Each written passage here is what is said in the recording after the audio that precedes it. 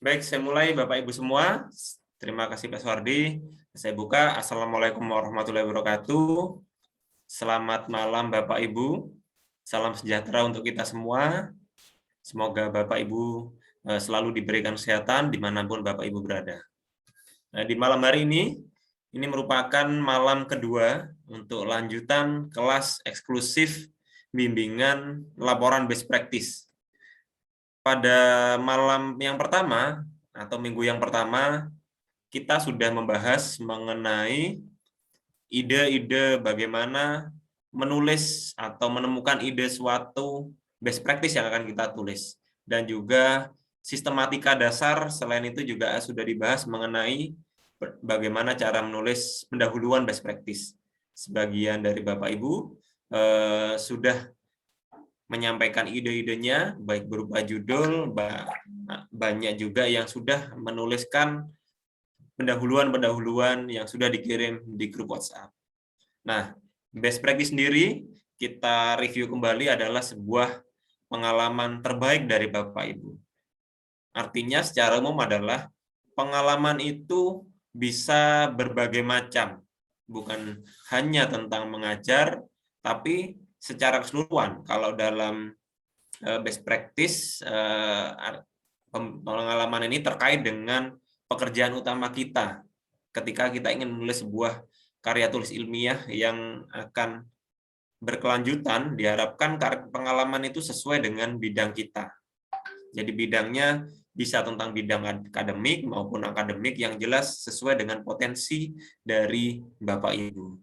Nah, untuk menulis itu pastinya sudah ada sistematika yang sudah pernah kita bahas minggu lalu, kemudian sudah dibahas bab 1. Hari ini kita akan bahas mengenai lanjutannya, yaitu bab 2 dan bab 3. Ada berbagai macam contoh-contoh best practice yang mungkin sudah Bapak Ibu lihat. Nah, itu juga bisa jadikan acuan, kita akan kupas tuntas hari ini. Termasuk apabila Bapak Ibu ada yang mungkin masih bingung mengenai materi minggu lalu, boleh disampaikan juga hari ini. Kami tetap terus senantiasa membimbing dan melakukan diskusi bersama Bapak Ibu.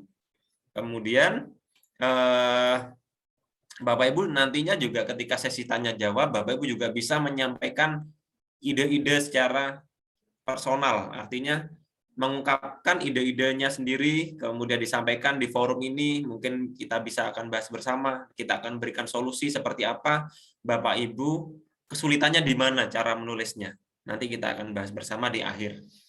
Nah, untuk sesi yang pertama, yaitu sesi penyajian materi, dimulai oleh Bapak Suwardi sekitar 30 menit, kemudian nanti akan dilanjutkan oleh saya membahas tentang pelaksanaan best practice selama 30 menit dan nanti akan dilanjutkan sesi tanya jawab selama 30 menit. Untuk kesempatan yang pertama saya berikan kepada Bapak Dr. Suwardi untuk menyampaikan materi mengenai bagaimana cara mencari tinjauan pustaka dengan berbagai macam cara dan sumber dan bagaimana cara menulisnya. Untuk Bapak Dr. Suwardi, saya persilakan. Baik, terima kasih atas kesempatannya, Pak Randi. Sebelumnya, Assalamualaikum warahmatullahi wabarakatuh. Selamat malam dan semoga Bapak Ibu sehat selalu dimanapun saja berada. Ada sudah sekitar 40 Bapak Ibu para peserta kelas bimbingan eksklusif laporan best practice yang sudah hadir di Zoom meeting. Alhamdulillah kita bisa bertemu kembali dan akan coba secara sistematis Bapak Ibu untuk menyelesaikan laporan best practice yang Bapak Ibu tulis. Dari inspirasi, kemudian Bapak Ibu sudah menuliskan alasan-alasan pada bab 1 atau latar belakang. Nah, pada malam hari ini atau minggu yang kedua, kita akan bahas kelanjutan dari laporan tersebut. Ketika Bapak Ibu sudah menuliskan satu judul, kemudian bab 1 yang sudah Bapak Ibu konsultasikan di grup, ada yang via Japri, ada yang via grup, kemudian dalam seminggu kemarin Bapak Ibu sudah menyelesaikannya, dan kami lihat hampir 80% sudah bagus. Nah, yang penting dalam latar belakang itu ada 4 komponen yang saya sebutkan pada waktu kemarin, minggu lalu. kemudian ada 4 komponen. Yang pertama ada masalah pokoknya apa, kemudian Bapak Ibu ingin menerapkan apa, kemudian ada permasalahan utama yang Bapak Ibu bisa perbaiki, dan urgent dari kegiatan yang Bapak Ibu lakukan. Nah, itu isi dari latar belakang pada sebuah best practice. Sehingga dapatlah jadi satu bab yang dinamakan pendahuluan, bab 1. Nah, pada malam hari ini saya akan coba untuk lanjutkan pada bab 2, yaitu terkait dengan kajian pustaka. Izin share-kan Pak Randi dan Bapak Ibu semua.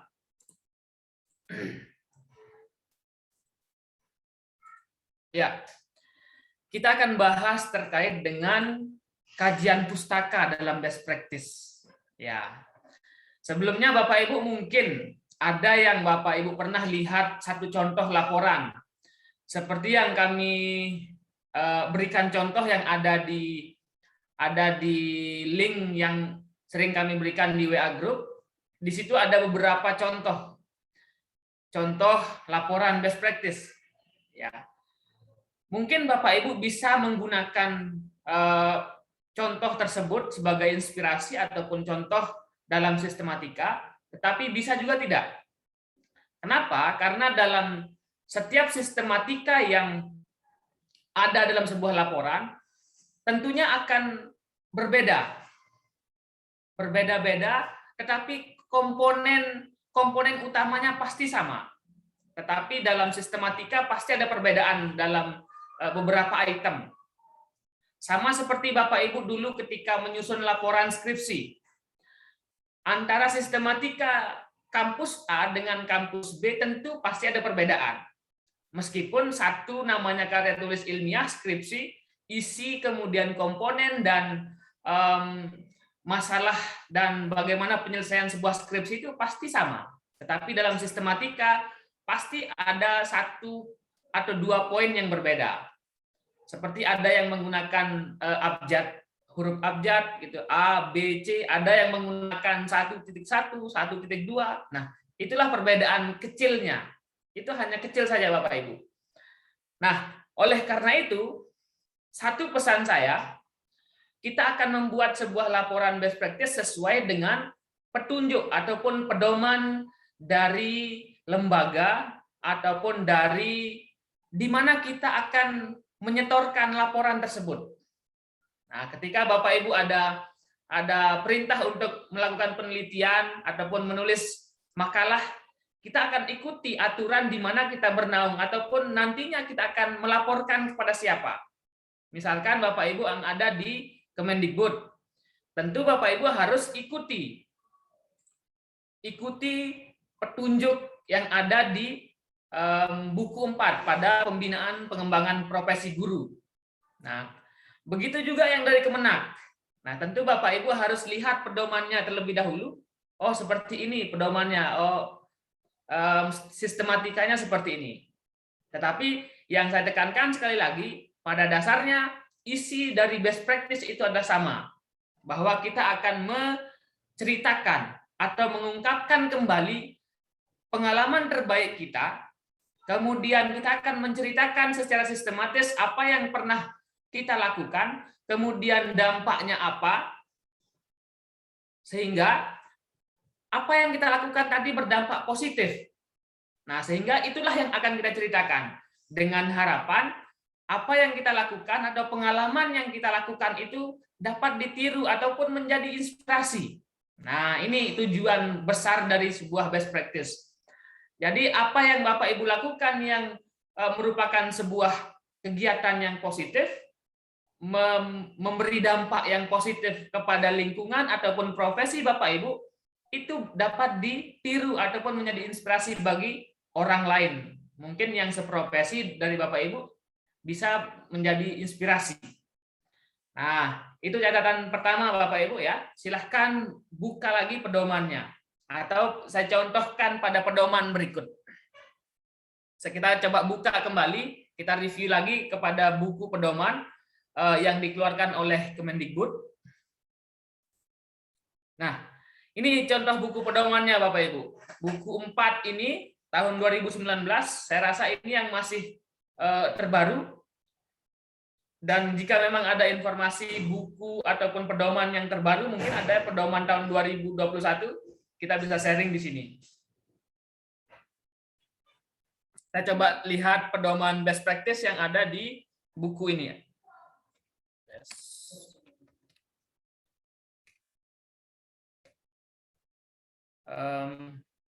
Tunggu sebentar.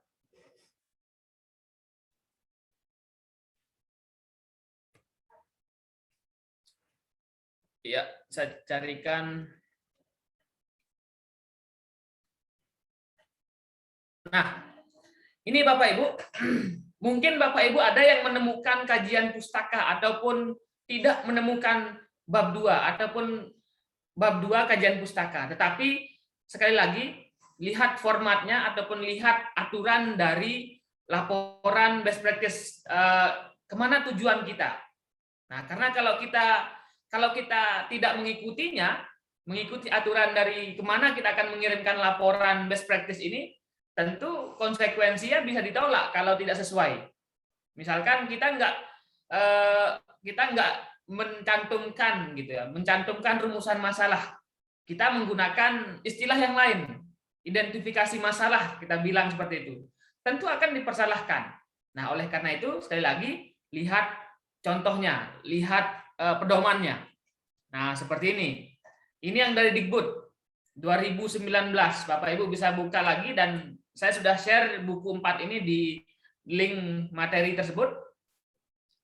Nah, yang menyatakan bahwa ada bagian bab kajian ataupun tinjauan pustaka. Nah, ini intinya. Mungkin ada Bapak Ibu lihat di laporan yang kami upload juga, itu tidak ada. Nah, ini menjadi acuannya sekali lagi. Silahkan jika memang diminta untuk membuat sebuah kajian pustaka dari judul best practice Bapak Ibu, silahkan dibuat. Nah, karena tujuan tinjauan pustaka ini sangat penting Bapak Ibu, sekali lagi, itu untuk bagaimana Bapak Ibu bisa mendalami dari apa yang Bapak Ibu kaji secara teori. Nah, namanya kajian ataupun tinjauan pustaka. Nah, kita akan meninjau ataupun mengkaji teori-teori ataupun terkait dengan pustaka yang Bapak Ibu lihat di buku ataupun di jurnal. Nah, itu yang Bapak Ibu akan coba untuk telusuri. Misalkan Bapak Ibu pernah melakukan sesuatu, nah kita coba cari secara teorinya ada nggak gitu. Nah, secara pengalaman dan secara kebanyakan yang pernah kita lakukan itu pasti ada teorinya. Ya. Nah, kita akan lanjut ke, saya perbesar dulu. Oke. Nah, kita akan coba untuk menuliskan sebuah kajian pustaka dalam satu best practice. Misalkan kita memiliki contoh judul seperti ini. Nah, mungkin ada Bapak Ibu yang seorang pustakawan di sini ataupun yang menjadi tenaga fungsional di perpustakaan. Judulnya seperti ini, digitalisasi dokumen untuk mempermudah akses pelayanan publik di masyarakat. Nah, kalau judulnya sudah jelas ya kemarin, tidak perlu secara rinci Bapak Ibu jelaskan di judul best practice itu tahun ajaran, di mana, di sekolah apa, di lembaga apa, itu tidak perlu. Silahkan cukup sampai dengan apa yang Bapak Ibu terapkan, kemudian apa kira-kira dampaknya, dan judul itu lebih mudah untuk diketahui seperti itu. Nah, berbicara kajian pustaka Bapak Ibu, dalam kajian pustaka ini kita akan lihat variabelnya. Apa yang Bapak Ibu terapkan, misalkan seperti itu, digitalisasi dokumen. Itulah yang Bapak Ibu jelaskan pada bagian pertama atau bagian A.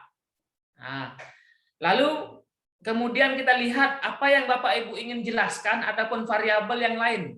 Misalkan Bapak Ibu akan jelaskan pelayanan publik. Nah, pelayanan publik inilah yang Bapak Ibu akan jelaskan nanti beserta digitalisasi dokumen. apa yang dimaksud dengan digitalisasi dokumen, apa yang dimaksud dengan pelayanan publik. Nah, inilah yang Bapak Ibu akan kupas secara teori. Nah, kalau Bapak Ibu ingin mulai menulis, silahkan coba baca-baca, cari-cari teorinya, cari sumber-sumbernya, baik itu di internet, di buku, ya silahkan. Cari dari sisi pengertian terlebih dahulu, pasti apa sih digitalisasi dokumen.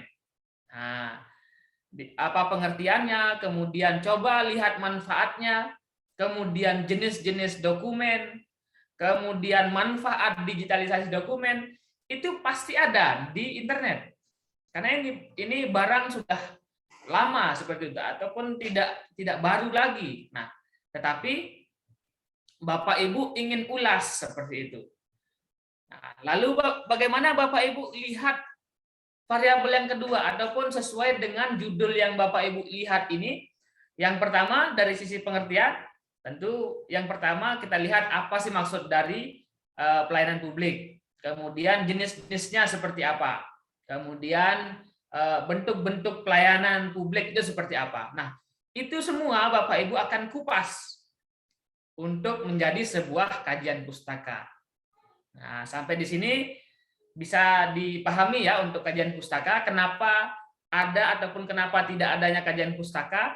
Kemudian satu contoh Bapak Ibu akan mengkaji sebuah kajian pustaka pada bab 2. Contoh lain lagi yang untuk Bapak Ibu yang ada di kelas atau sebagai guru. Nah, penerapan media pembelajaran Zoom meeting untuk meningkatkan motivasi pembelajaran daring. Tentu variabel yang pertama akan kita jelaskan pada kajian pustaka ini, maksud dari pembelajaran media pembelajaran Zoom meeting. Nah, itulah yang pertama akan kita jelaskan kepada bab 2 ini. Kemudian lanjut kepada pengertian, jenis-jenisnya, kemudian pengertian dari Zoom meeting itu sendiri, proses ataupun alur dari media Zoom meeting ini silahkan dijelaskan sedetail-detailnya. Sampai mungkin orang yang membaca itu merasa takjub, oh lengkap kajian pustakanya, dari pengertian, jenis, indikator, kemudian faktor-faktor pendukung, faktor penghambat, itu Bapak Ibu bisa kaji secara lengkap di kajian pustakanya. Lalu motivasi pembelajaran daring, karena kita akan membahas terkait dengan dampak Zoom meeting ini terkait dengan motivasi. Ya, jelaskan motivasi pembelajaran ini secara lengkap. Ini hanya contoh ya Bapak Ibu, bisa lebih banyak Bapak Ibu jelaskan. Bisa sampai 5-6 poin atau subfokus dari motivasi ini. Dari pengertian, jenis, kemudian faktor yang mempengaruhi motivasi, sumber motivasi itu dari mana, itu pasti ada teorinya. Silahkan coba nanti akan coba kita lihat cara untuk mencari sumber. Nah, lalu bagi Bapak Ibu pengawas ataupun kepala sekolah, nah tentu judulnya supervisi akademik berbasis digital misalkan dalam monitoring proses belajar mengajar di sekolah selama pembelajaran daring.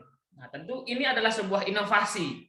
Kalau biasanya supervisi itu dilakukan tatap muka, nah kita lakukan digital sekarang karena memang tidak boleh tatap muka secara langsung seperti itu. Nah, Bapak Ibu kepala sekolah ataupun pengawas membuat sebuah inovasi terkait dengan model dari supervisi ini untuk memonitoring.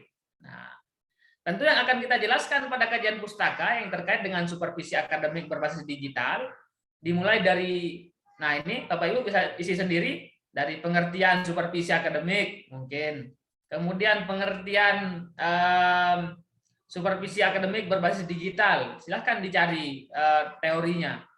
Kemudian Bapak Ibu melihat jenis-jenis supervisi akademik. Nah, ini yang Bapak Ibu jelaskan di sini. Yang bagian ketiga mungkin indikator ataupun poin penilaian dalam supervisi akademik bisa. Sampai dengan supervisi akademik berbasis digital ini dijelaskan pada kajian pustaka sedetail-detailnya.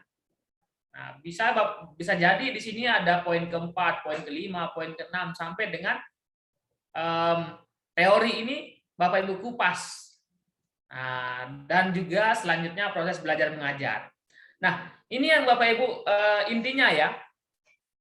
Kemudian ketika laporan, ada satu lagi, ketika laporan itu Bapak Ibu tulis dalam sebuah kajian pustaka, saya berikan sedikit tipsnya. Yang pertama, buat kerangka terlebih dahulu. Nah, kerangkanya tentu ini yang saya maksudkan. Sudah ada judul nih, kemudian buatkan kerangka. Misalkan bagian A, bagian B dari variabel intinya. Kalau satu variabel silahkan cukup satu saja.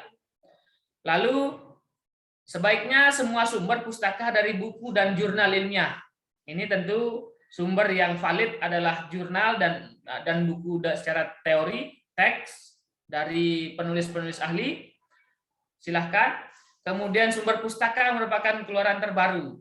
Ya, jadi Bapak Ibu silahkan cari sumber pustaka yang terbaru. Jika memang tidak yang baru-baru sekali, ya usahakan yang tidak terlalu lama. Tahun 2010, 2005 itu masih diperbolehkan. Jangan sampai masih ada yang menulis teori pembelajaran itu tahun 75 gitu ya. Nah, lalu perhatikan cara pengutipan sumber pustaka yang benar. Nah, kalau Bapak Ibu namanya Pak Abu Nawas, nah cukup tulis nama belakangnya saja, Nawas 2020, menjelaskan bahwa, nah seperti itu yang cara-caranya. Dan Bapak Ibu bisa lihat contoh-contoh dalam buku, ketika dalam teks itu ada kutipan, ada sumbernya, itu bisa Bapak Ibu contoh. Nah, saya jelaskan sedikit Bapak Ibu, apa manfaat Bapak Ibu tulis kajian pustaka yang lain. Selain Bapak Ibu bisa mengkaji secara teori apa yang Bapak Ibu lakukan, apa yang Bapak Ibu terapkan di kelas ataupun di sekolah dan di profesi Bapak Ibu, apapun profesinya, apakah Bapak Ibu seorang pendidik, seorang tenaga pendidik ataupun fungsional dan lain sebagainya. Kajian pustaka itu Bapak Ibu bisa kembangkan lagi nanti. Ketika Bapak Ibu sudah menulis sebuah bab 2 ataupun kajian pustaka secara lengkap, Bapak Ibu bisa kembangkan lagi kajian pustaka itu menjadi sebuah karya yang lain. Nah, kemarin ada beberapa kajian pustaka yang bagus. Nah, kita bisa buat jadi buku. Nah, buku kan. Ketika Bapak Ibu sudah mengupas teori dari maksud digitalisasi dokumen ataupun pelayanan publik, nah ini kan sudah ada subnya. Nah, ketika Bapak Ibu sudah mendapatkan teori yang secara utuh terkait dengan digitalisasi dokumen, dari sisi hasil penelitian, dari sisi teori sudah Bapak Ibu kupas pada bab 2 ini, Bapak Ibu bisa jadikan buku itu dan bisa dijadikan ISBN. Nah, itu pentingnya dalam sebuah kajian pustaka. Nah, kemarin ada beberapa buku yang kita cetak terkait dengan best practice Bapak Ibu. Oleh karena itu sangat saya harapkan Bapak Ibu bisa mengupas secara detail bagaimana kajian pustaka yang Bapak Ibu buat dan tulis pada laporannya. Nah, ini saya contohkan pada beberapa. Nah, ini Bapak Ibu yang hasil dari karya Bapak Ibu yang bisa dimuat dalam ISBN. Ketika Bapak Ibu menulis kajian pustaka yang benar dan detail dan terperinci pada satu kajian, itu bisa dijadikan sebuah buku dan di ISBN kan. Seperti itu, dan saya coba contohkan sedikit terkait dengan Bapak Ibu bisa mencari sebuah kajian pustaka dalam buku ataupun jurnal. Misalkan Bapak Ibu mencari, kita buka Google Scholar ya, karena Google Scholar ini berkali-kali kami contohkan dalam setiap tema karya tulis ilmiah, berkali-kali kami peragakan caranya dalam pembahasan apakah PTK, karya tulis ilmiah yang lain, ataupun semua jenis karya ilmiah. Karena satu-satunya, atau bukan satu-satunya sih, yang paling gampang, yang paling dekat dengan kita adalah Google. Mungkin ada beberapa situs seperti Scopus, seperti DOAJ, seperti IEE, itu bisa juga kita lakukan, tetapi agak asing. Mungkin di telinga kita masih asing, tetapi kalau kita dengar kata Google, itu sudah familiar dan oh gampang gitu kan. Silahkan Bapak Ibu buka Google Scholar di browsernya, diketik saja di mesin pencariannya Google. Nah, Google Scholar ini silahkan di enter, kemudian dibuka googlescholar.com-nya. Nah, lalu ketik seperti tadi, seperti teori digitalisasi dokumen ya. Kita akan coba cari digitalisasi ataupun dokumen digital. Nah, ini pasti ada teori-teori yang ada. Ini dari sisi hasil penelitian. Sudah banyak sekali artikel-artikel yang membahas terkait dengan digitalisasi dokumen. Nah, dari aplikasinya, kemudian sistem validasi keaslian dokumen digital, kemudian apalagi dokumen digital itu seperti apa ya. Silahkan tinggal di-download. Apa maksud dari dokumen digital berdasarkan hasil penelitian ini. Ya, nah ini Bapak Ibu bisa lihat dokumen digital. Beberapa di sini pasti ada yang membahas terkait dokumen digital itu seperti apa. Kita akan coba lihat saja di hasil penelitian biasanya Bapak Ibu.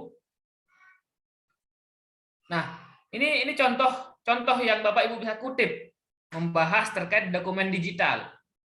Misalkan Bapak Ibu membuat sebuah scan KTP ataupun scan kartu keluarga, ketika itu sudah tersimpan di digital flash disk kah ataupun di Google Drive, itu akan lebih aman ketimbang secara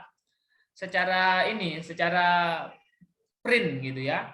Nah, ataupun Bapak Ibu ingin mengupas terkait dengan Zoom meeting, media pembelajaran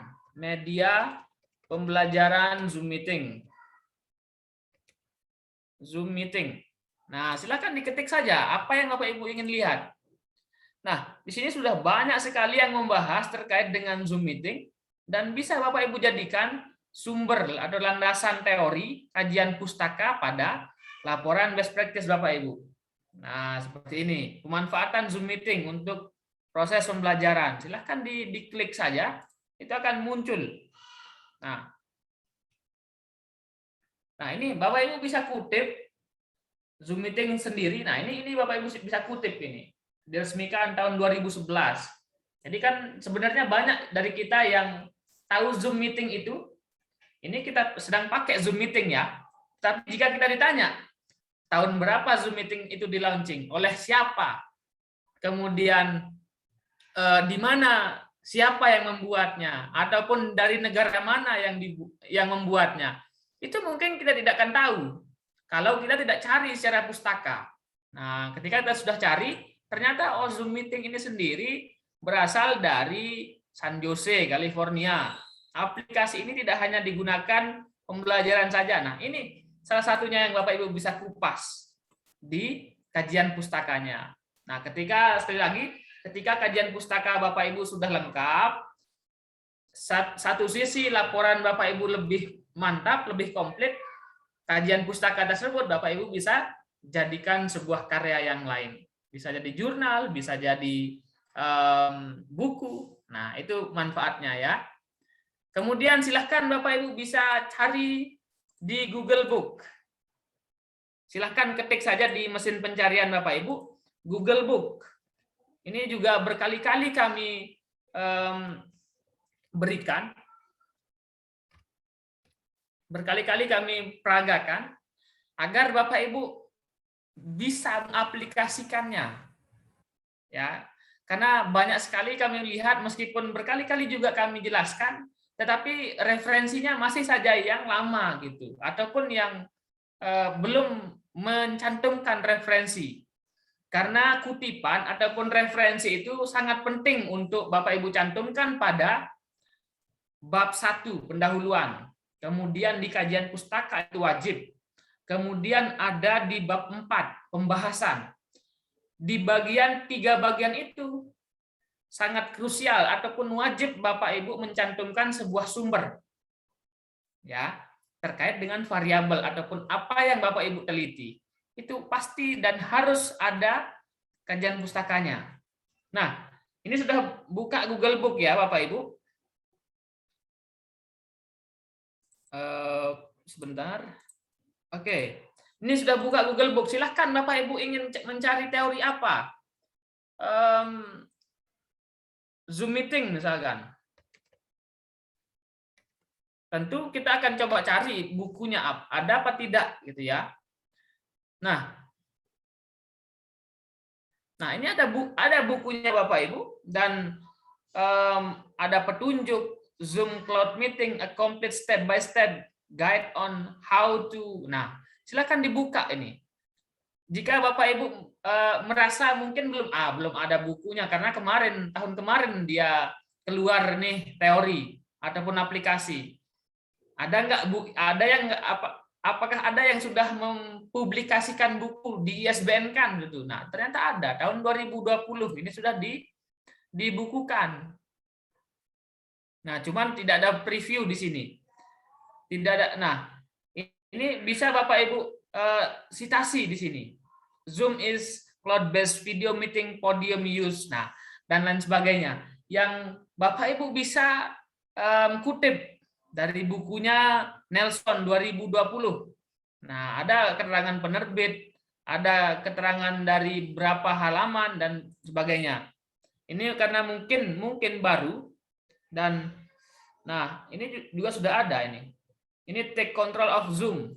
Nah, jika memang Bapak Ibu ingin mencari buku terkait dengan ini, ternyata sudah ada 2021 ini copyright-nya ISBN.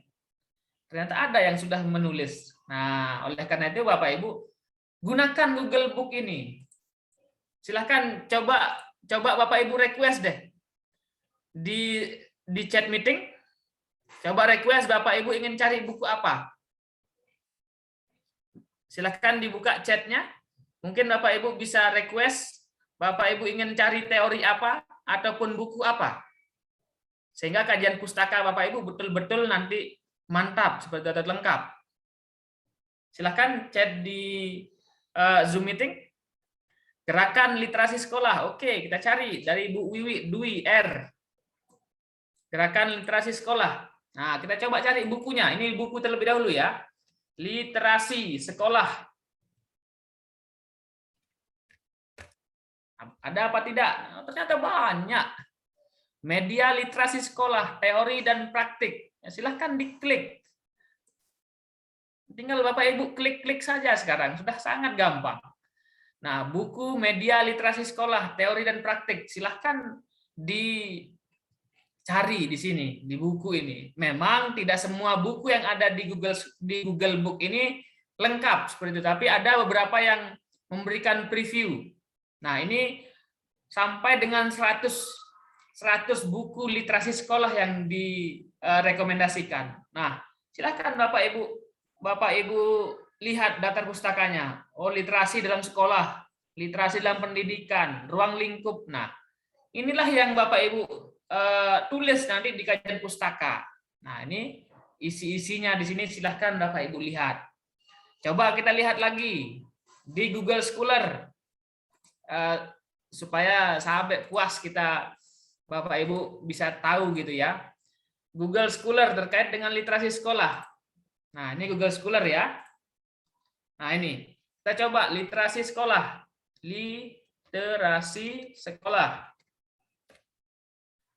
Ternyata banyak sekali ya. Mau lebih spesifik, ini gerakan literasi sekolah dasar. Literasi pelaksanaan gerakan literasi sekolah, implementasi gerakan literasi sekolah. Tinggal Bapak Ibu klik ininya, klik linknya, maka akan terbuka semua. Atau ini,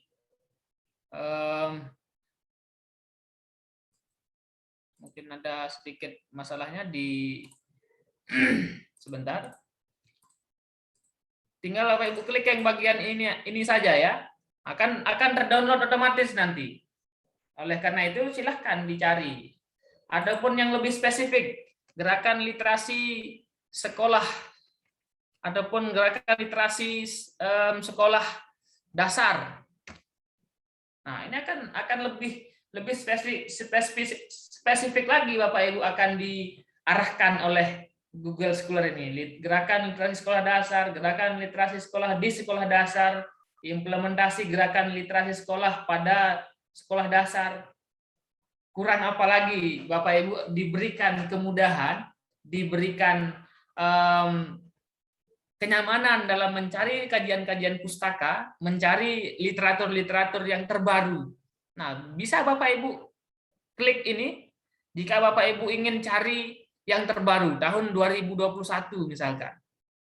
Nah, tentu Bapak Ibu akan diberikan jurnal-jurnal tahun 2021 implementasi gerakan literasi sekolah pada masa COVID-19 dalam meningkatkan. Nah, ini tahun 2020, lihat Bapak Ibu, ini tahun 2021 sangat baru sekali. Jadi jangan sampai Bapak Ibu masih saja menggunakan pengertian literasi tahun 18 ataupun 1997 gitu ya. Nah, itu. Seperti itu Pak Randi materinya untuk kajian pustaka pada sebuah best practice. Dan silakan dipraktekkan Bapak Ibu. Sekali lagi ini hanya teori. Bapak Ibu lah yang mempraktekkan pada laporan penelitian Bapak Ibu, laporan best practice Bapak Ibu, dan silahkan lanjut untuk tulis bab 2-nya. Buat bab 2 itu selengkap mungkin, sedetail mungkin, karena banyak sekali hal yang Bapak Ibu bisa lakukan ketika Bapak Ibu menulis dengan baik, menulis dengan detail pada bab 2 itu. Bapak Ibu bisa menjadikan juga nanti setelah jadi laporan best practice Bapak Ibu juga bisa menjadikan itu jadi buku ber-ISBN. Bapak Ibu bisa menjadikan jurnal ilmiah, banyak sekali. Nah, seperti itu Pak Randi. Baik, terima kasih Pak Suhardi atas pemaparan materinya. Oke, baik. Kali ini akan saya lanjutkan pembahasan mengenai bab 3 atau pelaksanaan best practice. Saya share materinya. Untuk materi, baik materi yang sudah disampaikan oleh Pak Suhardi ataupun materi yang akan saya sampaikan, silakan Bapak Ibu bisa download pada link yang sudah kami share di grup. Semua mulai pertemuan pertama ada 2 materi, pertemuan kedua nanti ada 2 materi, dan nanti pertemuan ketiga juga ada 2 materi. Semua bisa Bapak Ibu download, termasuk di sana ada contoh-contoh yang sudah bisa Bapak Ibu download. Jadi kami siapkan lengkap untuk materi-materinya. Oke, kita lanjutkan. Akan saya share screen.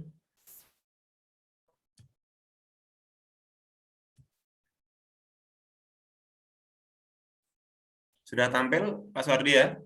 Oke, sudah. Oke, baik. Kali ini di minggu kedua ini saya akan membahas mengenai bagaimana pelaksanaan kegiatan best practice, atau lebih tepatnya bagaimana menulisnya pelaksanaan kegiatan best practice ini. Nah, oke, yang pertama mungkin sedikit mengulang kembali ya tentang pengertian best practice ini. Ini nanti akan terkait dengan bagaimana cara menulis, yaitu best practice adalah praktek terbaik dari pengalaman keberhasilan seseorang atau kelompok juga boleh sesungguhnya dalam melaksanakan tugas, termasuk dalam mengatasi berbagai masalah di lingkungan tertentu. Sehingga best practice ini bukan hanya seorang guru yang dapat menulis atau seorang kepala sekolah, tetapi semua pekerjaan yang Bapak Ibu lakukan itu bisa ditulis menjadi sebuah best practice dari pengalaman keberhasilan. Nah, pengalaman itu, nah ini sendiri kita dari beberapa pertanyaan yang minggu lalu akhirnya saya bahas ini. Pengalaman simpelnya adalah sesuatu yang pernah dialami. Jadi ketika Bapak Ibu sebenarnya ingin merencanakan best practice, itu sebenarnya kurang tepat. Pak, saya merencanakan best practice, ya nggak tepat, karena best practice adalah pengalaman.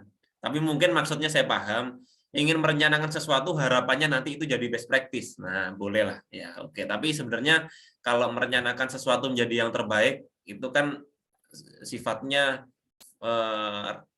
belum tentu gitu ya. Bisa jadi kita praktekkan ternyata masih lebih bagus yang kemarin-kemarin. Nah, gitu ya. Tapi nggak masalah, kita bisa coba gitu ya. Harapannya yang berikutnya bisa lebih baik dari yang kemarin.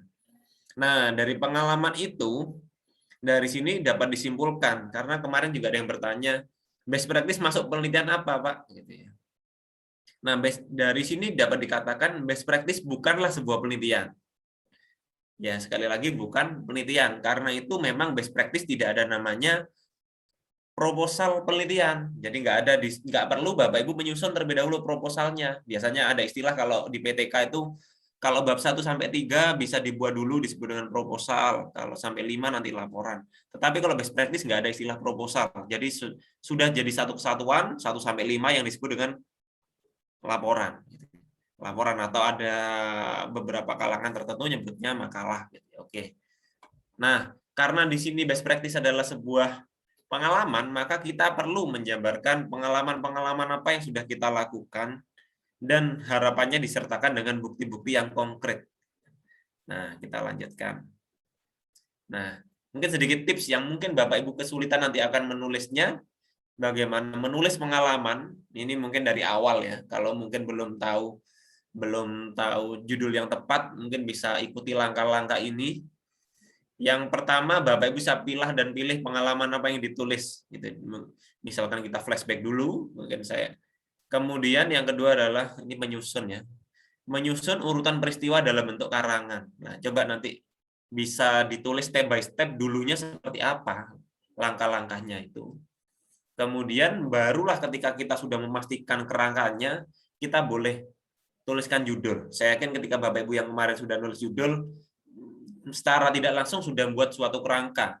Sekalipun bisa ditulis, bisa juga berada di dalam pikiran gitu ya. Paling tidak seperti itu sudah ada rencana kerangka yang akan saya jabarkan seperti apa. Kemudian nanti kalau sudah ada kerangkanya, Bapak bisa kembangkan kerangka itu, dan setelah dikembangkan bisa dicek lagi mana hal-hal yang penting yang harus kita rinci dan kita tulis secara runtun. Nah, ini mungkin sekilas bagaimana menulis pengalaman gitu ya. Oke, next. Oke, hari ini kita fokusnya adalah untuk yang saya bahas adalah bagaimana sistematika dari bab 3. Nah, sesungguhnya untuk bab 3 atau disebut dengan pelaksanaan kegiatan tidak ada aturan baku seperti ini. Jadi nggak ada A harus sasaran, B harus waktu dan tempat dan yang lainnya. Tetapi secara keseluruhan bab 3 adalah langkah-langkah yang digunakan ketika untuk memperoleh sebuah hasil. Nanti hasil lengkapnya bisa ditulis di bab 4. Ini istilah ini sebenarnya mirip seperti metode penelitian di PTK. Cuma kalau di metode penelitian di PTK, sesuatu sifatnya direncanakan. Direncanakan dan hasilnya ditulis di bab 4 yang merupakan hasil penelitian. Tetapi kalau dalam best practice, pelaksanaan ini tidak ditulis secara formal. Jadi kita memang dalam hal kegiatan tertentu kita merencanakan, tetapi kita tulisnya di sini adalah ketika sudah melaksanakan.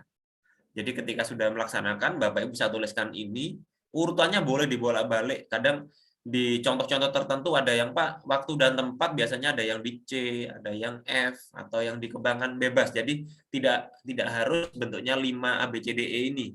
Boleh ikuti ini, boleh ditambahi poin yang lain, atau bisa dikurangi, beberapa digabung juga boleh. Nah, saya biasanya memberikan saran seperti ini karena sudah cukup mewakili pelaksanaan kegiatan. Yang pertama adalah sasaran, kemudian yang berikutnya waktu dan tempat, yang C adalah bahan atau materi, ini boleh juga bahan kegiatan boleh atau ditulis juga materi kegiatan juga boleh, dan yang keempat adalah metode pelaksanaan, dan yang kelima adalah instrumen pelaksanaan. Istilah-istilah dalam best practice nanti semua tertulis pelaksanaan. Jangan sampai ada best practice dari Bapak Ibu tulisannya penelitian, karena memang ini bukan sebuah penelitian. Nah, sekalipun Bapak Ibu membuat best practice dari penelitian tindakan kelas, gitu ya. Kemarin kata Pak Randi bisa PTK jadi best practice, bisa, tetapi sifatnya sudah dianggap itu pengalaman yang sifatnya yang awalnya penelitian kita ubah konsepnya menjadi sesuatu yang sudah kita laksanakan atau laporan kegiatan, laporan pelaksanaan kegiatan. Nah, bentuknya seperti ini. Oke, kita bahas satu persatu. Sasaran nanti isinya apa? Sasaran biasanya sebagian besar menulis dengan subjek yang akan diberi perlakuan. Tetapi kalau ingin yang lebih tepat adalah sasaran adalah target yang dapat dicapai dengan tindakan tertentu. Sehingga kita boleh sampaikan misalkan sasarannya siswa, tetapi harus dilengkapi. Siswa yang bagaimana nanti harapannya. Gitu ya. Sasaran ini mirip tujuan, tetapi sifatnya lebih umum.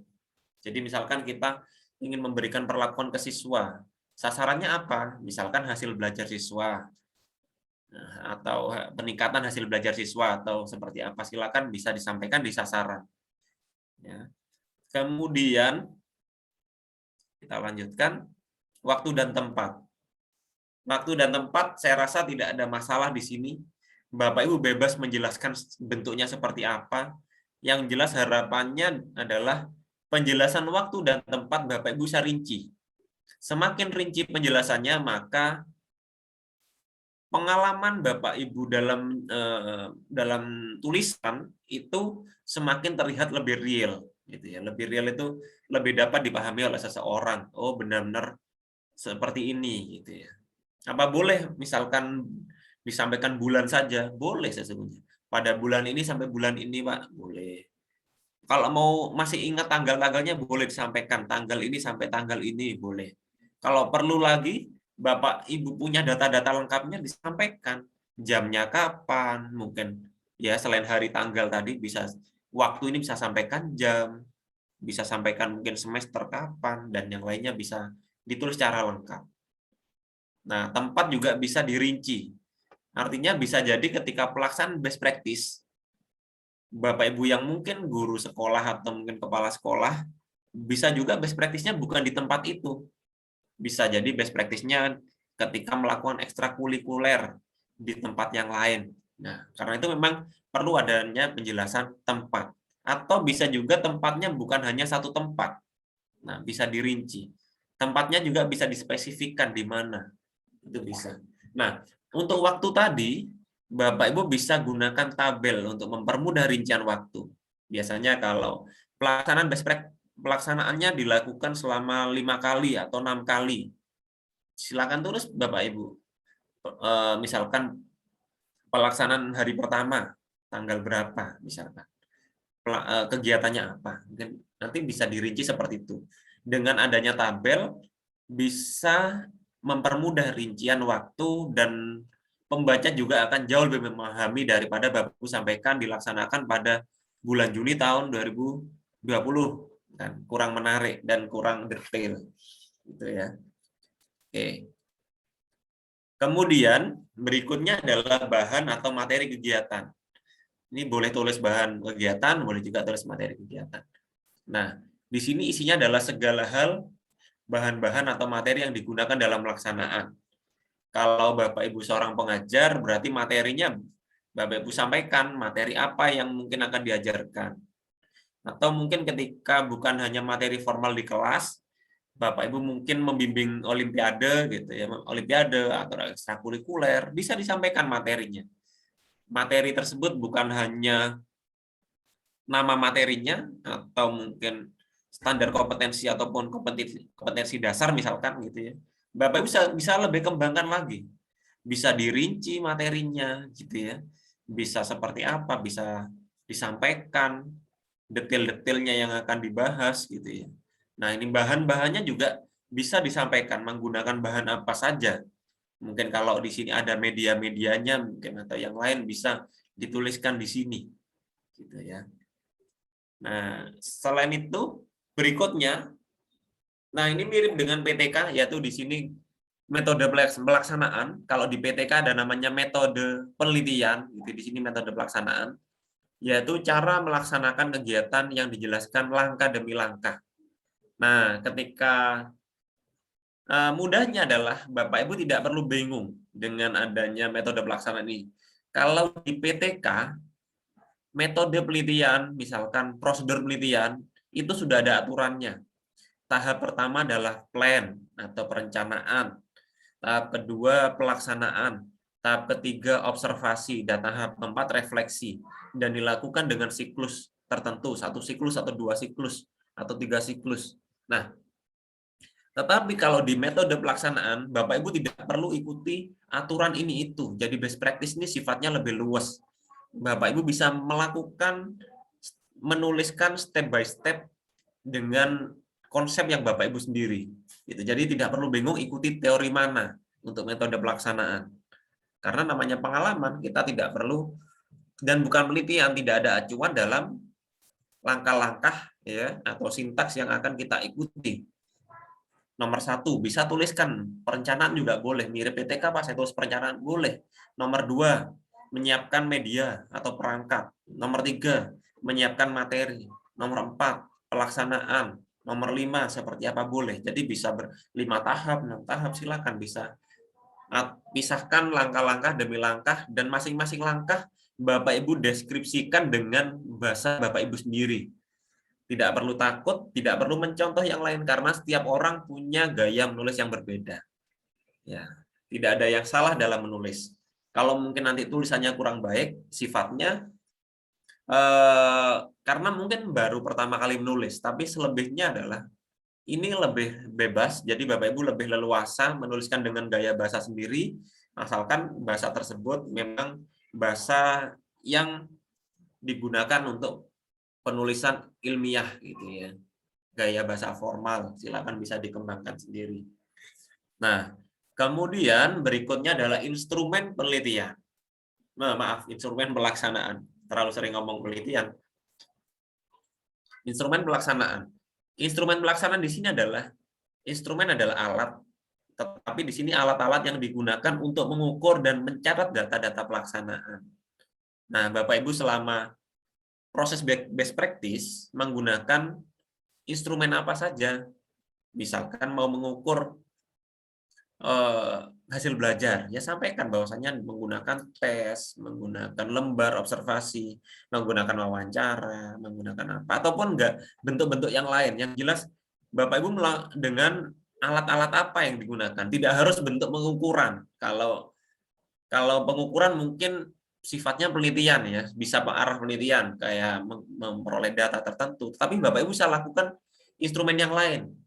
Bisa jadi dengan lembar observasi mungkin. Lembar observasi tidak harus berupa data-data angka. Bisa juga suatu lembar isinya bentuk lembaran kosong, Bapak Ibu memberikan suatu pencatatan.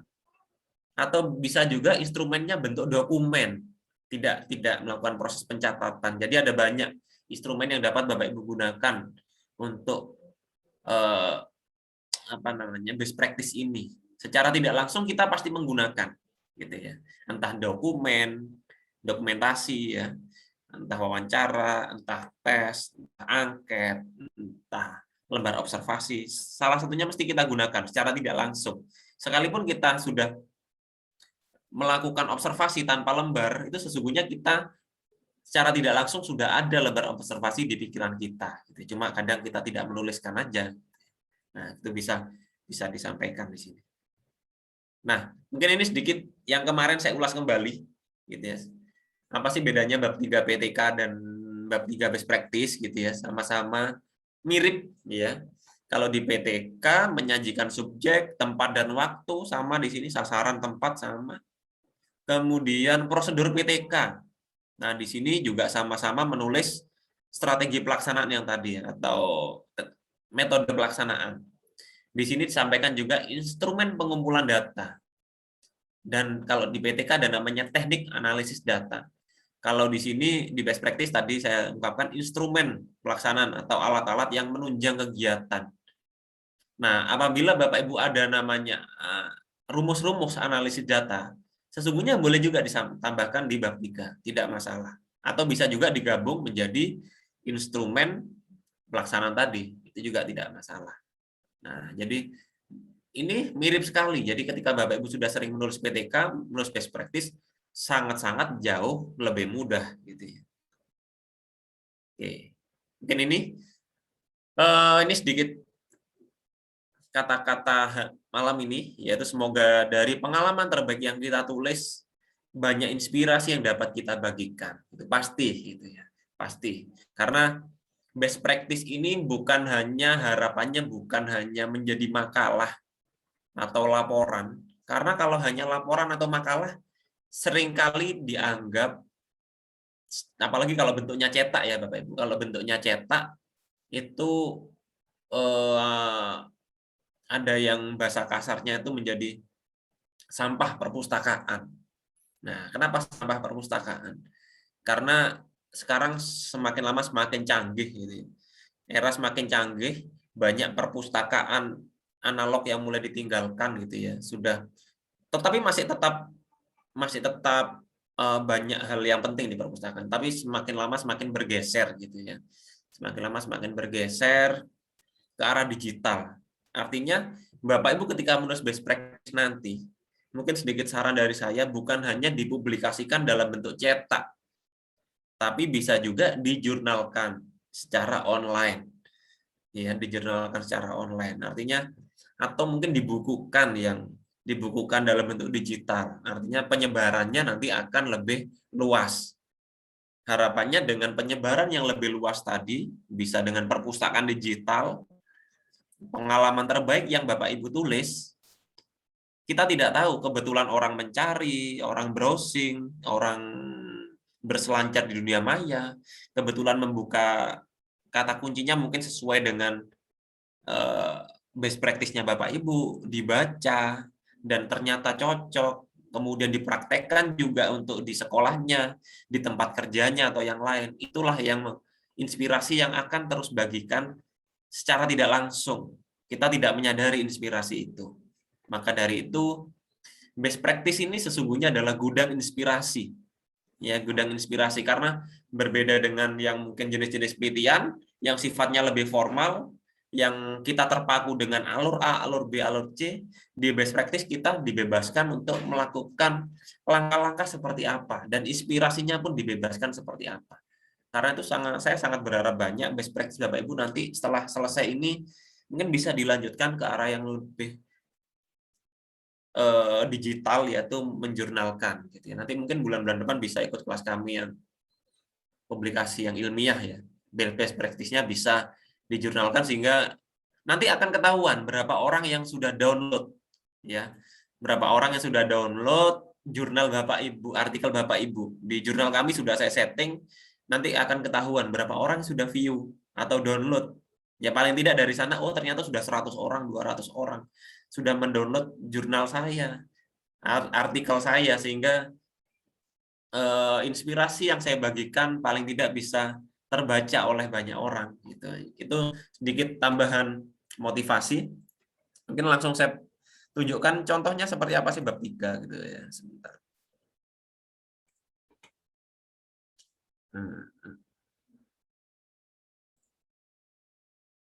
Bentar, saya taruh mana ya?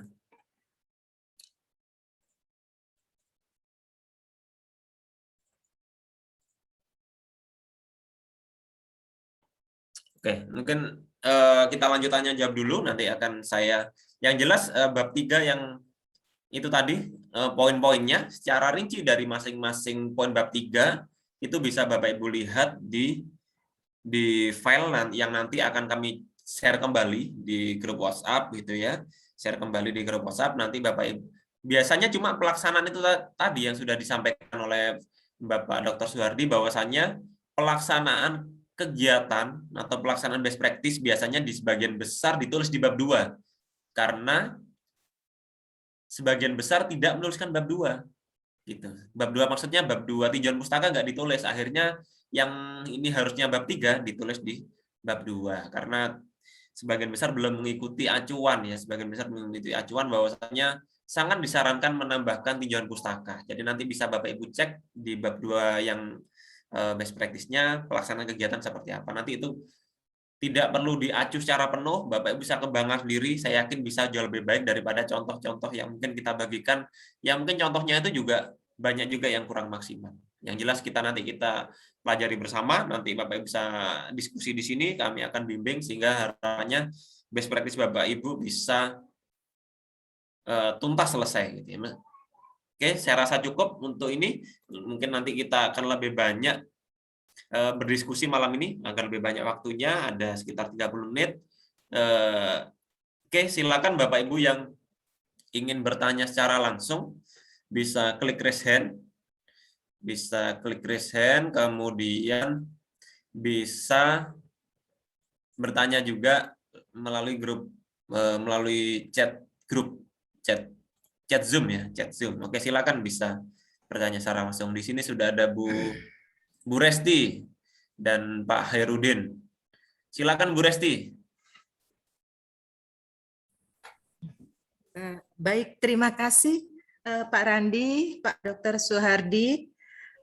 Saya mau bertanya, Pak. Saya pustakawan dan dalam dunia pustakawan tidak dikenal untuk laporan best practice, Pak. Sehingga nanti rencananya mungkin saya tidak membuat laporan best practice, tapi saya akan membuat artikel, Pak. Nah, saya mau nanya, Pak. Tadi disampaikan untuk kajian pustaka, itu kalau artikel itu masuk ke bagian mana ya, Pak? Saya kan kenalnya kalau artikel tuh IMRAT ya. Jadi ada introduction gitu kan. Ada metode, ada ini. Terus kalau kajian pustaka ada di mana? Itu pertama, Pak. Terus gini, Pak.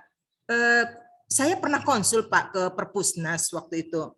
Sebetulnya best practice tuh dikenal nggak sih di dunia perpustakaan gitu?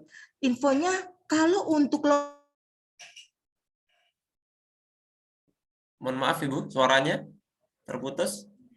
kurang jelas ya? Baik. Ya, terputus sinyalnya. Mungkin diulang. Menurut Perpusnas? Perpusnas, infonya kalau best practice itu biasanya digunakan pada saat lomba. Nah, saya waktu itu nggak minta penjelasan lebih detail karena waktu itu memang buru-buru gitu kan. Jadi saya waktu itu nggak dapat penjelasan detail di situ. Terus selanjutnya Pak, tadi Pak Rani bilang kalau best practice itu bukan penelitian. Tapi kalau dia dijadikan tulisan, Pak, apakah dia termasuk tulisan karya ilmiah? Ya, itu aja sih, Pak. Terima kasih. Baik, terima kasih Bu Resti ya. Mungkin akan saya respon gitu ya, akan saya respon dari Bu Resti. Yang pertama adalah untuk ya mungkin di apa namanya sebentar. Oke, untuk apa namanya untuk best practice ya memang Bapak Ibu bisa membuat menjadi berbagai macam jenis karya tulis ilmiah ya. Bapak Ibu bisa menulis menjadi bentuk laporan atau makalah yang di kelas ini gitu ya. Kalau misalkan sudah selesai atau mungkin bisa dalam bentuk lain, Bapak Ibu bisa juga melanjutkan dalam menjadikan sebuah artikel gitu ya, artikel. Di sini kalau untuk Bapak Ibu guru atau mungkin ya sebagian besar guru itu best practice-nya ada aturannya yaitu mendapatkan nilai. Untuk kepustakawan saya juga kurang paham untuk Bu Resti, nanti mungkin bisa ditanyakan lebih lanjut atau bisa dicek pedomannya jika memang tidak ada, memang benar sudah yang dilakukan Bu Resti yaitu mungkin bisa langsung nanti menulis artikel ya, artikel best practice. Nanti akan saya contohkan atau Pak Suhardi nanti akan memberikan sedikit gambaran tentang bagaimana artikel best practice nanti akan di-share oleh Pak Suhardi. Baik.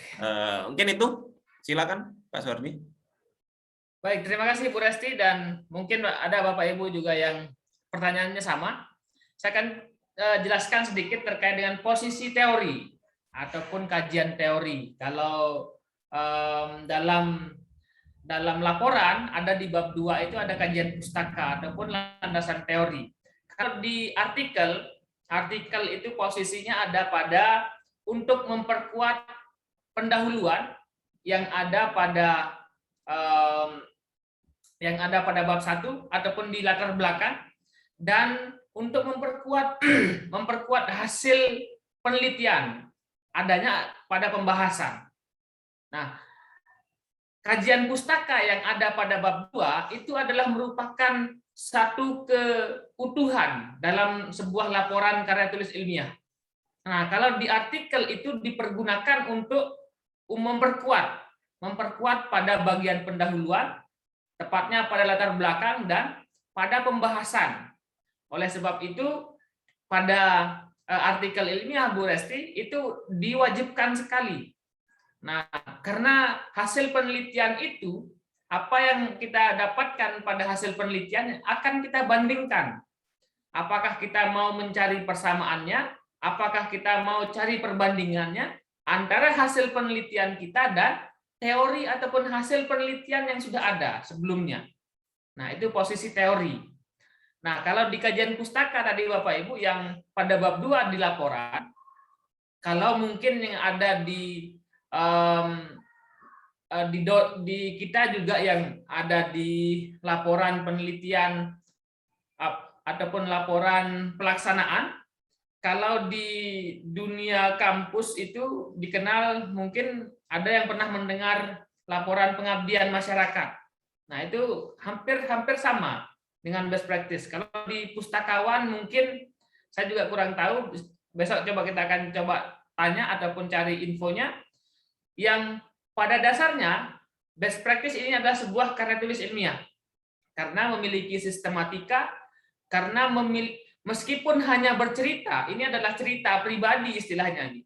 Kita menceritakan, kita akan menuliskan apa yang menjadi info pribadi kita, yang pernah kita lakukan, yang pernah kita aplikasikan di lapangan, sesuai dengan karya tulis ilmiah. Ada sistematika yang pertama cirinya. Kemudian tidak hanya cerita, tetapi ada bukti di sana, ada bukti-bukti konkret. Misalkan saya bercerita ataupun mendeskripsikan terkait dengan langkah-langkah yang saya lakukan, ada bukti kita memperkuatkan, ada foto, ada ada keterangan-keterangan, misalkan yang kita lakukan ini disaksikan oleh kepala sekolah ataupun guru yang memberikan sebuah keterangan pendukung. Nah, seperti itu. Itu untuk best practice kenapa dikatakan sebuah karya tulis ilmiah. Dan saya rasa Bu Resti sudah ada beberapa tulisannya masuk juga dalam best practice guru inovatif Indonesia, meskipun seorang pustakawan, karena termasuk juga nanti akan kita jurnalkan juga, itu bisa. Itu Pak Randi. Oke, baik. Mungkin sedikit saya share ya, sedikit akan saya share seperti apa contoh artikel ya. Mungkin yang untuk di kelas ini kita fokuskan pada laporan ya. Tetapi nanti kalau Bapak Ibu selesai laporannya ingin melanjutkan menjadi sebuah artikel yang terpublikasi pada jurnal ilmiah, nanti bentuknya gambaran singkatnya seperti ini gitu ya, gambaran singkatnya. Yang Ibu Resti tadi sudah menyatakan IMRAT gitu ya. Oke.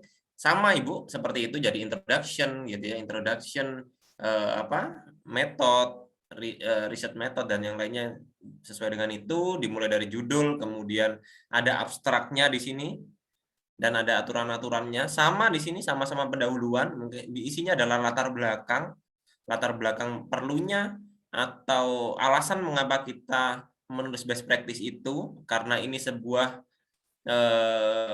karya tulis ilmiah, maka sesuatu pengalaman kita, misalkan di sini mengembangkan sikap keterampilan peserta didik melalui cara tertentu, maka kita juga harus mencantumkan beberapa teori-teori mengapa memang perlu kita lakukan.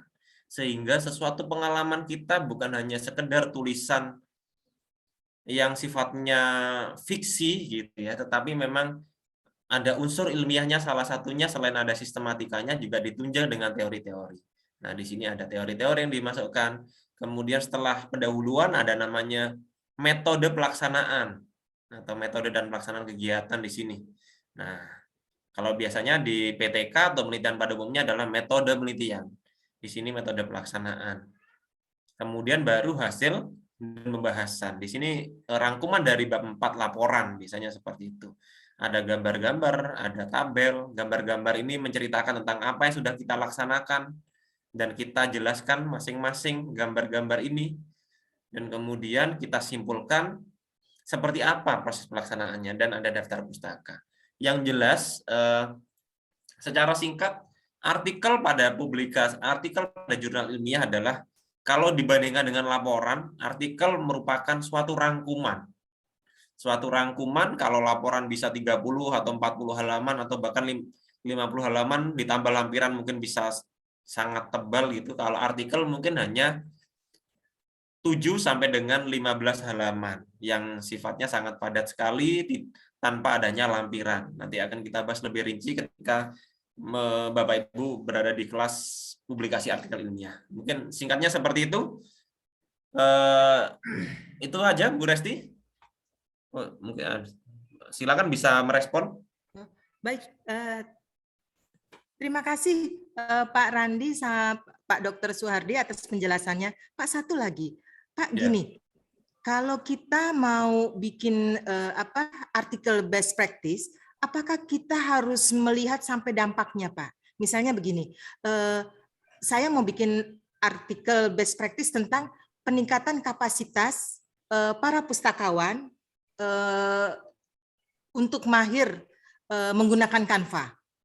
Di situ apakah saya harus nanti menunggu sampai pustakawan itu pandai atau mampu mengerjakan Canva, Pak? Atau cukup setelah training saya bisa bikin artikel tersebut, gitu, Pak? Paham nggak ya penjelasan? Ya, paham. Iya, paham Ibu maksudnya. Jadi kembali kita best practice ya, kita kembali ke mungkin definisi best practice. Yang pertama adalah jika dirasa itu merupakan suatu keberhasilan, maka Ibu Resti dapat menuliskan itu sebuah best practice. Tetapi jika kita menelaah lebih lanjut, bahwasanya best practice itu acuannya adalah memang keberhasilan. Keberhasilan ini kalau kita jabarkan lebih lanjut, memang arahnya pada suatu dampak atau mungkin suatu prestasi yang nyata atau yang real. Jadi ketika kita sudah melakukan suatu tindakan, tetapi kita tidak mampu menjelaskan dampaknya seperti apa, itu terasa akan sulit kita sampaikan bahwa ini adalah suatu keberhasilan. Begitu Ibu. Jadi Ibu baru menyampaikan, mungkin bisa ditunggu sedikit lagi, atau mungkin Bapak Ibu bisa ukur baik secara kuantitatif atau kualitatif dengan pengamatan dan yang lainnya, Bapak bisa sampaikan seperti apa hasilnya. Jadi itu Ibu. Pak, kalau misalnya Ya, kita trainingnya kan melalui Zoom, Pak. Kalau misalnya kita melihat keberhasilannya itu dari intensitas atau ini proaktif para peserta terhadap paparan kita, itu bisa nggak Pak dilihat dari situ? Boleh. Jadi artinya di sini best practice tidak ada acuan. Bapak Ibu menggunakan acuan apa untuk keberhasilan? Kalau memang intensitas bertanya, berarti Bapak Ibu fokusnya mungkin pada keaktifan dari peserta. Kalau misalkan Bapak Ibu acuannya adalah hasil akhir, berarti Bapak Ibu misalkan Bu Resti meminta beberapa peserta untuk mengirimkan hasilnya. Bahkan itu mungkin jauh lebih baik kalau menurut saya. Misalkan beberapa peserta diminta mengirimkan hasilnya, beberapa itulah yang mungkin Bapak Ibu bisa jadikan screenshot di suatu karya tulis ilmiah. Nanti akan lebih real hasilnya, lebih enak untuk dibahas. Mungkin bisa seperti itu, atau bisa dijelaskan seperti Ibu tadi juga boleh sampai tuntas. Jadi tidak ada acuan detailnya Ibu. Jadi Ibu yang bisa menentukan seperti apa yang sekiranya bisa disebut dengan berhasil. Begitu Ibu Resti? Ya. Baik, Pak Randi, terima kasih banyak penjelasannya, Pak Dr. Suhardi, terima kasih. Dan kita bisa diskusi Bapak Ibu nanti via WA Group juga. Silakan WA Group tersebut bisa Bapak Ibu maksimalkan. Sekali lagi, silakan dimaksimalkan. Tidak hanya Bapak Ibu hanya mengirimkan laporannya, tapi Bapak Ibu tanyakan ataupun minta sesuatu di sana. Apakah Bapak Ibu minta contoh yang apa gitu? Silakan diungkapkan di WA Group tersebut. Mungkin ada yang raise hand Pak Randi? Pak Imam, silakan Pak Imam. Ya, silakan Pak Imam.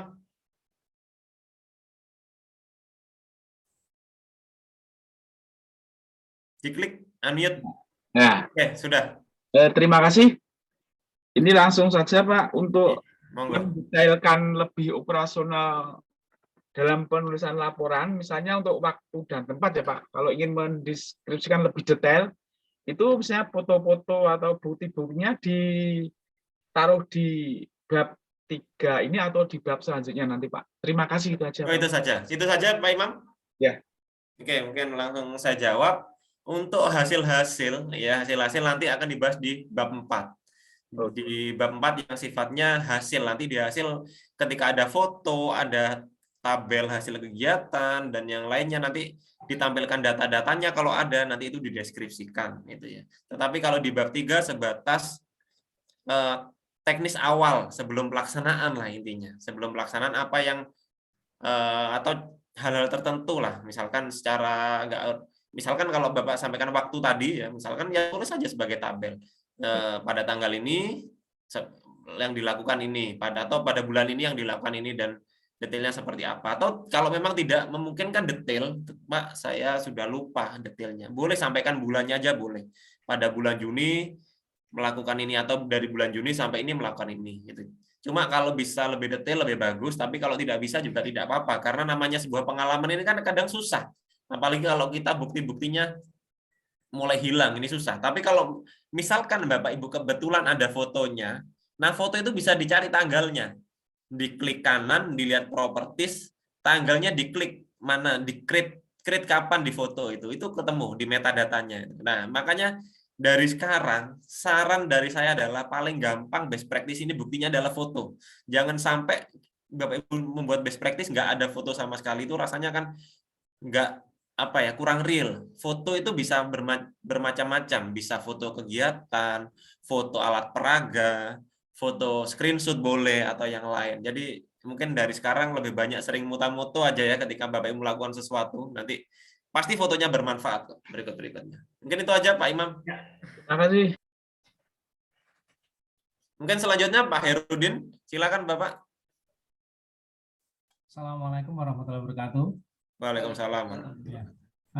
Untuk misalnya kita memakai Zoom dengan nilai untuk quiz-nya itu memakai Google Formulir. Nah, itu apakah dua-duanya dibahas di kajian pustaka ataukah hanya Zoom-nya saja? Itu yang pertama. Terus yang kedua, dapatkah best practice itu yang sudah terjurnal bisa dijadikan sebagai daftar pustaka? Terus yang terakhir, itu misalnya di bab 3 itu berisi hasil belajar, itu apakah bisa dipakai dalam best practice? Soalnya katanya tadi tidak berisi data-data atau hanya deskripsi saja. Terima kasih. Assalamualaikum warahmatullahi wabarakatuh. Waalaikumsalam. Silakan Pak Sordi. Sedikit saya tidak kurang jelas. Tadi yang pertanyaan nomor 1 tadi apa Pak Randi? Mohon maaf Pak Herudin, sinyal saya agak kurang baik tadi. Yang pertanyaan nomor 1. Kita memakai Zoom dan Google Form. Oke. Zoom dan Google Form. Baik, kami.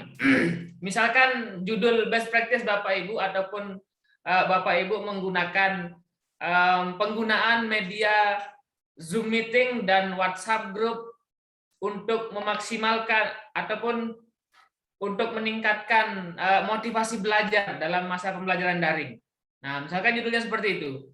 Lalu kajian pustakanya tentu Bapak Ibu jelaskan tidak harus spesifik Zoom dan WA, tetapi bisa media pembelajaran daring. Nah, bisa Bapak Ibu gunakan di sana nanti kan ada jenis-jenisnya nanti di sana, ada Zoom, ada WA, ada Google Classroom misalkan. Itu untuk kajian pustaka. Tapi nanti pada bagian latar belakang itu harus dispesifikkan lagi terkait dengan Zoom dan WA itu. Tetapi kalau untuk kajian pustaka silahkan jika memang Bapak Ibu ingin lebih spesifik, bisa juga Bapak Ibu jelaskan Zoom kemudian WA itu bisa. Tetapi jika memang itu tidak kira-kira Bapak Ibu bisa jadiin satu, silahkan. Misalkan media pembelajaran online-nya itu bisa jenis-jenisnya di sana, jenis-jenis, kemudian proses penggunaannya dan lain sebagainya. Kemudian yang pertanyaan kedua tadi Pak Rani, mohon maaf dia agak kurang sinyalnya tadi di sini. Bisa dijawab oleh Pak Rani pertanyaan kedua dan ketiga. Yang kedua apa Pak Herudin? Apakah best practice yang misalnya belum terjurnal itu bisa dipakai sebagai acuan atau daftar pustaka? Oh, ya. Oke, baik. Ya, begini ya. Sesuatu yang akan kita rujuk itu pastinya adalah sesuatu yang sudah dipublikasikan. Publikasi itu banyak hal. Bisa dalam bentuk buku cetak gitu ya. Kalau ada buku cetak berarti kita tuliskan namanya penerbit dan yang lainnya gitu ya kalau buku cetak. Atau buku online juga penerbit dan tautan mendownload bukunya. Atau bisa juga jurnal, bisa jurnal cetak, ada halamannya, siapa penerbitnya, jurnalnya dan yang lain ya, atau mungkin nama jurnalnya. Tetapi apabila Bapak Ibu mengambil sumber dari suatu makalah yang belum terpublikasi, maka itu sifatnya kurang tepat ya. Di sini saya sampaikan kurang tepat. Kenapa? Karena sesuatu yang terpublikasi kan memang niatnya bukan untuk di-share gitu. Nah, termasuk sebenarnya kalau dalam karya tulis ilmiah gitu ya, kalau mengambil sumber skripsi apa boleh. Nah, di zaman-zaman modern ini sudah sangat disarankan tidak mengambil sumber dari skripsi, tetapi artikel dari skripsi tersebut. Jadi ada dua macam ya. Jadi kalau skripsi itu sesuatu yang bentuknya tebal yang kita taruh di perpustakaan. Sedangkan skripsi itu nanti sama mahasiswa itu dipublikasikan jadi artikel yang 10 sampai 15 halaman yang dijurnalkan online itu. Nah, 15 halaman itulah yang kita rujuk menjadi pendapat ahli karena sifatnya itulah yang dipublikasikan, termasuk best practice. Kalau best practice-nya itu belum dipublikasikan dalam bentuk buku ataupun jurnal, itu sangat tidak disarankan karena memang itu sifatnya sangat pribadi dan kita tidak mampu menuliskan rujukan nanti di daftar pustakanya, bingung nanti Bapak Ibu, yes. Kan karena membutuhkan nama penerbit, membutuhkan nama apa. Begitu Bapak. Penjelasannya seperti itu. Untuk yang terakhir, pertanyaan terakhir adalah Pak Herudin tentang nanti di bab 4 mungkin ya, di bab 4 bagaimana, apakah boleh mencantumkan data-data hasil belajar? Sangat boleh sekali Bapak. Jadi nanti data-data, meskipun best practice ini sebagian besar adalah deskripsi, tetapi deskripsi ini bisa Bapak Ibu tunjang dengan data-data yang sifatnya kuantitatif, data angka. Sangat boleh sekali. Justru dengan adanya data angka akan memperkuat deskripsi yang nanti akan kita jabarkan. Nanti kita akan bahas di pertemuan berikutnya untuk bagaimana cara mendeskripsikan data-data kuantitatif yang mungkin sudah dimiliki oleh Bapak Ibu. Mungkin itu. Mungkin silakan Bapak Suhardi bisa merespon beberapa pertanyaan yang ada di kolom chat. Ya, ada beberapa pertanyaan yang tadi waktu saya mencontohkan cara mencari beberapa sumber. Apapun itu Bapak Ibu, apakah Bapak Ibu tadi yang saya contohkan di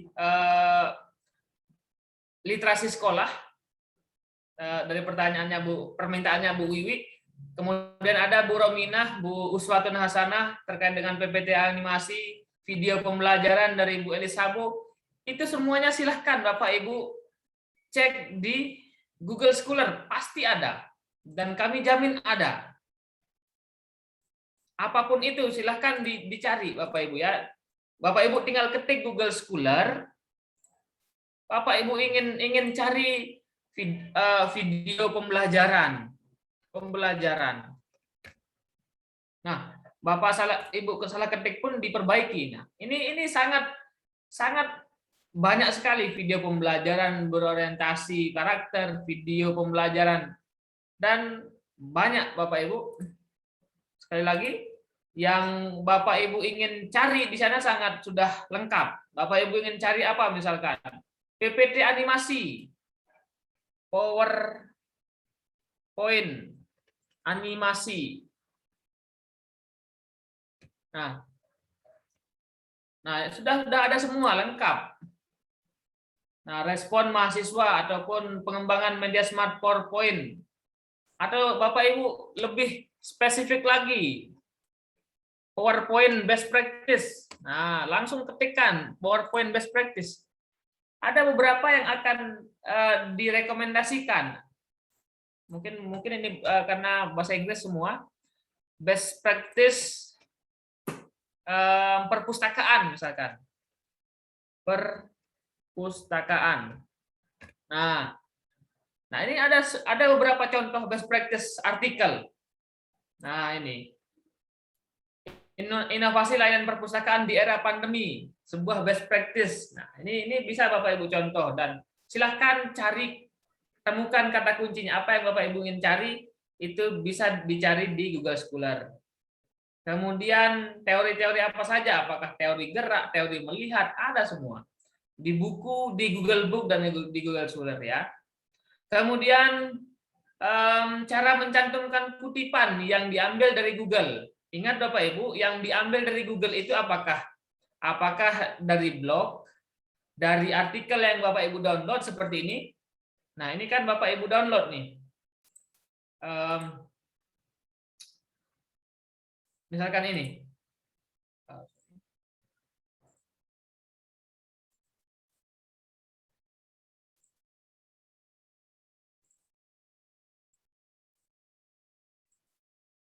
Nah, misalkan Bapak Ibu ambil dari sini, nama penulisnya Wulansari misalkan. Tentu Wulansari ini yang menjadi sumber penulis. Kemudian nama jurnalnya, jurnal apa, misalkan Bapak Ibu silahkan diketik di, sorry masih gangguan sepertinya. Nah, ini Bapak Ibu, misalkan Bapak Ibu ingin cari ataupun merujuk, tentu Bapak Ibu harus rujuk dari jurnal ataupun buku yang kredibel.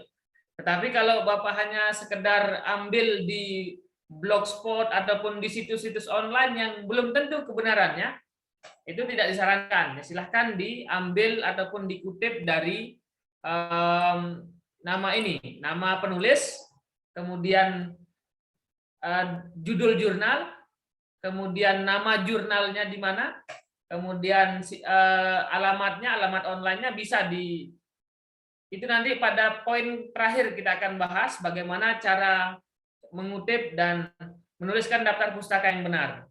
Tetapi pada dasarnya silakan cek saja pada daftar pustaka ataupun cara mengutip, misalkan seperti ini, di sebuah artikel. Silahkan Bapak Ibu cek di contoh-contoh artikel yang kami sudah berikan. Nah, seperti ini. Sudarsono 2015. Itu jadi nama belakangnya. Misalkan nama saya Muhammad Suhardi, ambil Suhardinya saja, tahun terbit jurnalnya tahun kapan. Nah, itu yang menjadi rujukannya. Kemudian tinjauan pustaka pada best practice sekiranya mencuplik pada jurnal ilmiah atau tidak, apakah mengikuti aturan dalam PTK juga atau boleh kopas begitu saja. Ya silakan Bapak Ibu, jika memang ada teori ataupun ada pendapat di sebuah jurnal ataupun di buku, itu akan Ibu kutip, ya silahkan. Yang penting sumbernya Bapak Ibu cantumkan dan jangan lupa di parafrase. Itu ada kaitannya ketika Bapak Ibu mencuplik ataupun mengutip istilahnya, silahkan di parafrase, yaitu mengganti pola kalimatnya tetapi maknanya tetap sama. Itu kurang lebih. Silahkan Pak Rani. Baik, mungkin satu pertanyaan lagi dari Bu Francisca. Mungkin ini yang terakhir. Silakan Bu Francisca. Baik Pak, Assalamualaikum warahmatullahi wabarakatuh. Ya, Pak jelas ini Pak suara saya? Ya jelas Bu, silakan. Baik, Bapak berkenaan dengan best practice di pembahasan di bab 3 Pak ya. Ingin saya tanyakan begini. Yang saya ambil pada best practice saya ini adalah pengalaman saya ketika saya baru mutasi di satu sekolah gitu ya. Kemudian saya lakukan pembinaan untuk bidang EPLS 2N. Alhamdulillah mulai 2019 sampai dengan saat ini ada beberapa bidang lomba itu kita sampai ke nasional. Walaupun tidak menang nasional tapi sudah lolos sampai ke nasional. Nah, maksud saya apakah ada batasan waktunya yang yang bisa dijadikan best practice. Contoh, apakah hanya 1 tahun saja atau saya kepengennya ngambilnya mulai 2019 itu bagaimana Pak? Mohon arahannya. Baik, terima kasih Bu Francisca, menarik sekali pertanyaannya. Sudah saya tangkap pertanyaannya. Ya, artinya di sini best practice, waktu dari best practice itu tidak ada batasan. Artinya durasi, mungkin maksudnya durasi pengambilan datanya, atau itu tidak ada batasan. Misalkan Bapak Ibu mau menuliskan beberapa tahun dijadikan sebuah best practice, itu bisa, gitu ya. Tetapi kalau mungkin Bapak Ibu ingin menulis dengan kuantitas yang lebih banyak, Bapak Ibu bisa pecah. Misalkan saya membimbing Olimpiade tahun ini, dapat ini, tahun ini dapat ini, tahun ini dapat ini. Bapak Ibu bisa bahkan menulis 3 atau 4 macam karya tulis ilmiah. Artinya Anda menjadi berapa laporan itu. Jadi kalau boleh Ibu Francisca jadikan satu, misalkan 2 tahun itu jadikan, atau 3 tahun jadikan sebuah best practice, atau mungkin 1 tahun pembinaan FLS 2N tadi kita tulis, tahun berikutnya kita tulis lagi, tahun berikutnya lagi kita tulis lagi juga boleh. Malah lebih banyak best practice yang dapat kita tuliskan, Ibu. Begitu. Mungkin itu saja Bu Francisca. Nanti kalau mungkin bingung, Bapak Ibu bisa menuliskan pertanyaan Bapak Ibu di kolom chat ya, kolom chat di di grup WhatsApp gitu, atau bisa tanya kepada saya ataupun Bapak Suhardi. Mungkin terakhir ini pertanyaannya Pak, apakah boleh kajian dari Pak Imam, kajian teori dari laporan best practice ini ditampil tahun 2021, padahal pengalamannya tahun 2020? Boleh Bapak, karena memang bertahun berapapun Bapak mengambil pengalaman, menuliskannya kan sekarang. Kan yang penting adalah tahun menulis. Tahun menulis kita 2021, maka sumber-sumbernya juga kita bisa ambil tahun ini juga gitu. Jadi bukan tahun kita mempraktekannya, tetapi tahun kita menulis acuannya. Mungkin itu sedikit. Oke, saya rasa untuk malam ini bisa saya cukupkan ya, Bapak Suhardi. Ya. Oke, karena sudah jam 20.30 waktu Indonesia bagian Barat, saya rasa untuk hari ini kita cukupkan membahas tentang bab 2 atau tinjauan pustaka best practice dan bab 3 tentang pelaksanaan. Artinya ketika Bapak Ibu masih bingung dengan bab 2 ataupun teknis bab 3, Bapak Ibu bisa tanya lagi di grup WhatsApp.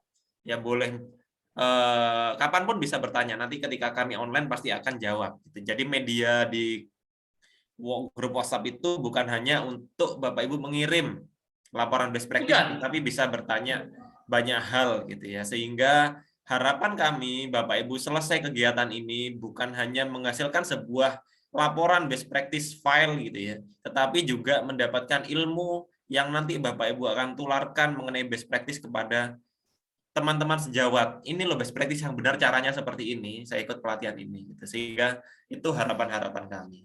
Sehingga lebih Bapak Ibu akan terus berinovasi dari hal-hal yang sudah kita diskusikan bersama di sini. Mungkin itu saja dari saya. Terima kasih Bapak Dr. Suhardi. Terima kasih Bapak Ibu semua yang sudah menyempatkan malam ini hadir di kegiatan ini saat capek-capek kerja. Setelah Isya masih berusaha untuk datang Zoom diskusi bersama di sini. Saya sangat terima kasih dengan antusiasme dari Bapak Ibu. Oke, kita jumpa lagi di grup WhatsApp dan Zoom di minggu depan. Saya ucapkan terima kasih. Bisa saya akhiri. Assalamualaikum warahmatullahi wabarakatuh. Salam Guru Inovatif Indonesia.